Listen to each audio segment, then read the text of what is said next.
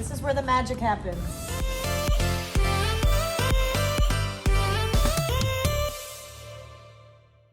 Some things that my students find funny. Let's check the secret cabinets here. Come on in. This is my secret toaster oven when I want to make something good for lunch. My supplies. There's one thing I have that my kids are laughing at me.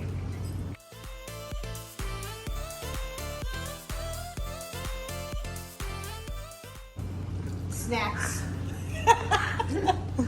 We got breakfast, snacks, other kind of snacks. I like to have lunch as my breakfast as my lunch. Depends. I like breakfast as dinner too. So, drinks. Here, so I can fit stuff.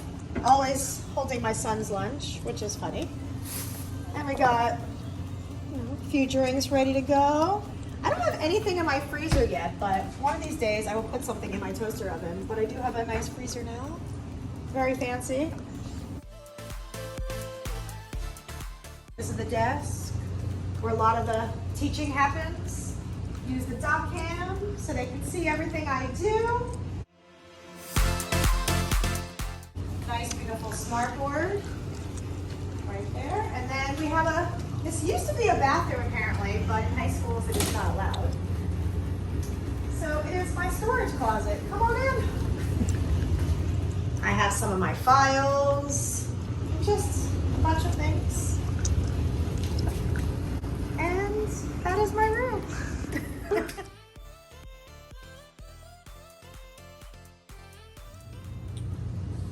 What is the most impactful experience you've had as a teacher at this school? Wow.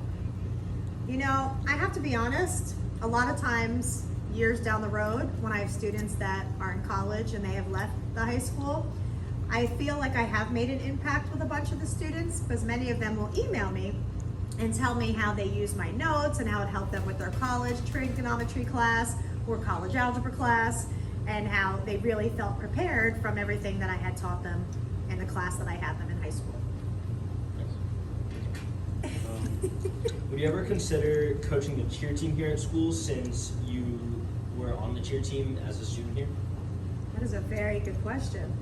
I would love to do it. My issue has been that once I was offered it at one point, I was just, had my first child and it's hard. And I'm one of those people, like, I have to give my all to do something. And if I can't give my all, I can't do it because I either do it right or I don't do it at all.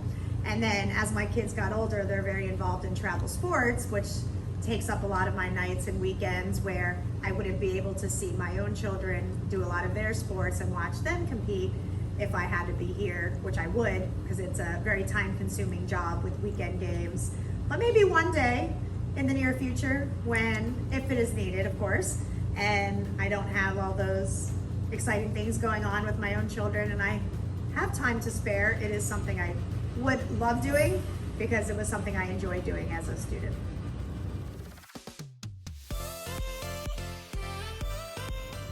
Have you seen any social or cultural changes at Spanish River during your time here? Wow, I would say the biggest difference is obviously clothing, how kids dress. That's a big difference. Also electronics. When I first started teaching here, there was no cell phone that could do anything exciting. All it did was make phone calls. And most of them didn't even have them. So there was a lot less distractions. We didn't have the social media that comes with that, which causes a lot of other issues between students and distracts them in class time when they should be focused. So I feel like my students were a lot more focused in my first years of teaching, which my first year was the fall of 1999.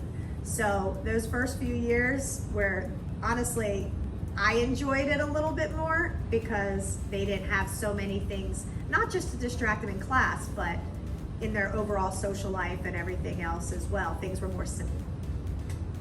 This one's